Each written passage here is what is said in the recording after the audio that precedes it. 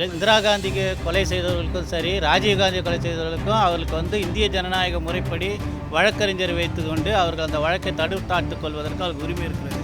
இது வந்து சாதாரண ஒரு கிராமத்தில் ஒரு சாதாரண குடிமகனுக்காக பிறந்த ராம்குமாரை வந்து உயர்நீதிமன்ற உத்தரவு கொடுத்ததுனால வழக்கை வேகமாக முடிக்க வேண்டிய அவரை வந்து இதில் குற்றம் செய்ததாக காட்டி காவல்துறையினர் மிக விரைவாக புலன் விசாரணை செய்ததாக காட்டிக்கொள்கிறார்கள்.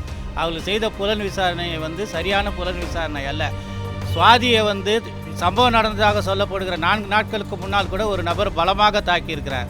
அந்த தகவலெல்லாம் அங்கே மறைத்து வைத்திருக்கார்கள்.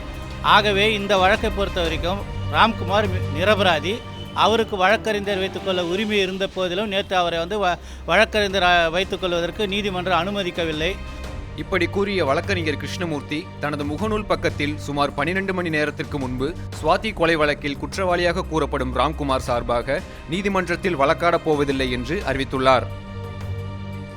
தான் எப்போதும் இளம் வழக்கறிஞர்கள் சார்பாகவே வழக்குகளில் ஆஜராவதாகவும் அதற்காக 500 முதல் 1000 ரூபாயை மட்டுமே ஊதியமாக பெறுவதாகவும் தெரிவித்துள்ளதோடு இயன்ற அளவு இளம் வழக்கறிஞர்களின் தொழில் முன்னேற்றத்திற்கே உதவுவதாகவும் பதிவேற்றம் செய்துள்ளார்.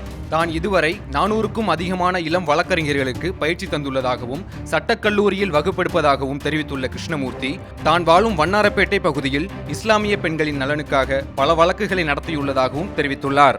ராம்குமார் வழக்கு ஒரு இளம் வழக்கறிஞர் மூலமாகவே தனக்கு வந்தது என்றும் அவருக்கு பிணை பெற்று தரவே தான் முயற்சித்ததாகவும் தெரிவித்துள்ளார்.